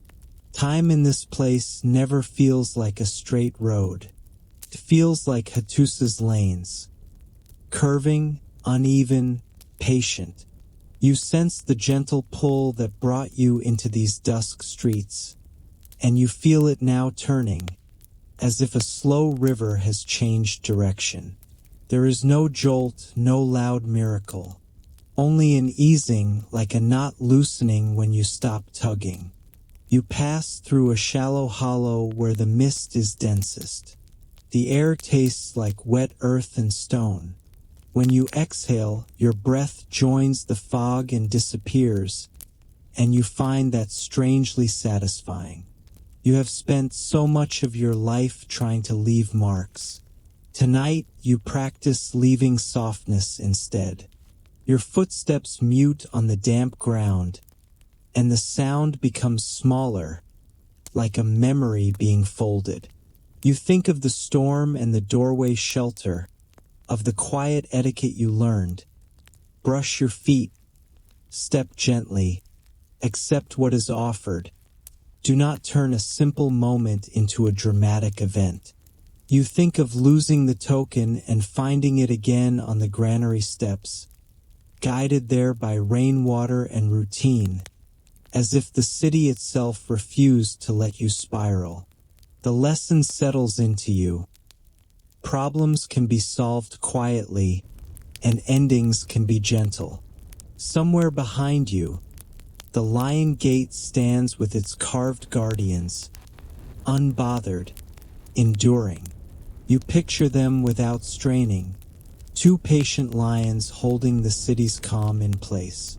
You picture lamps in niches, flames leaning and straightening.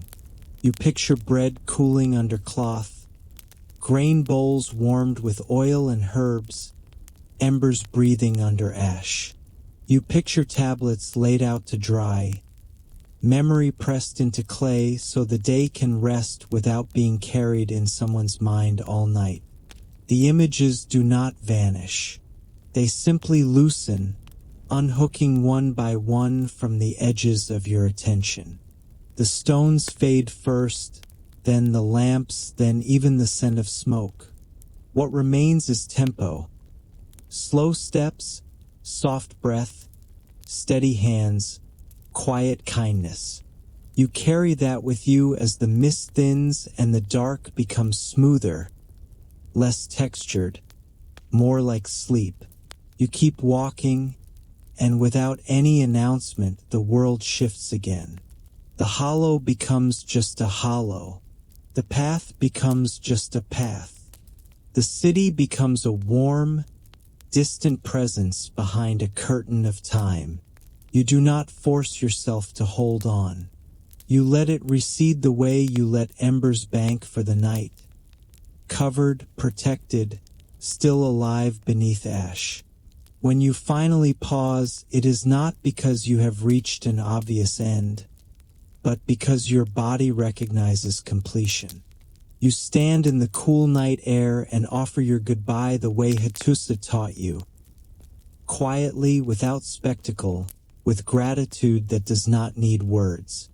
Your fingers rest once more on the token through the cloth, then fall away. You let your shoulders drop. You let your eyelids grow heavier. You allow the last of the city's dusk to settle inside you like a warm, sealed jar.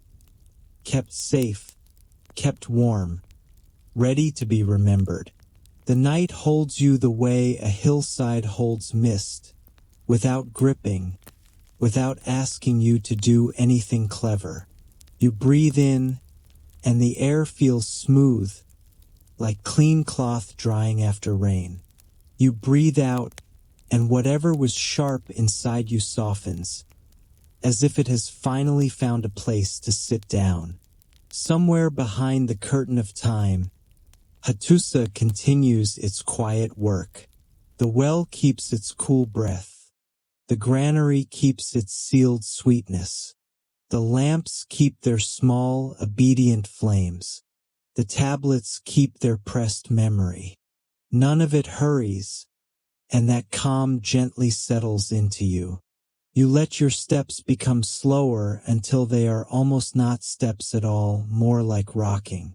The token's warmth fades into your clothing, and even that fades until you are carrying only the feeling of it. Steady, simple enough. Your shoulders sink. Your hands loosen. Your jaw unclenches one last time, and your face becomes quiet, like a stone warmed all day and now resting in shade. The mist thins, then returns, then thins again, as if the world is practicing the gentle art of coming and going. You allow it. You allow the darkness to be kind. You allow your thoughts to line up and stack themselves neatly, like sacks on a granary floor, like bowls set aside after supper, like tablets drying in patient rows. If any worry tries to rise, you watch it the way you watched incense smoke, curling, drifting, losing its sharpness as it climbs. It does not need to be chased. It does not need to be solved tonight. can simply fade, slowly, into the same soft air that carries you. And now your breathing is the only story left, steady and quiet, and the night moves around it like water around stone. End of story. Sweet dreams.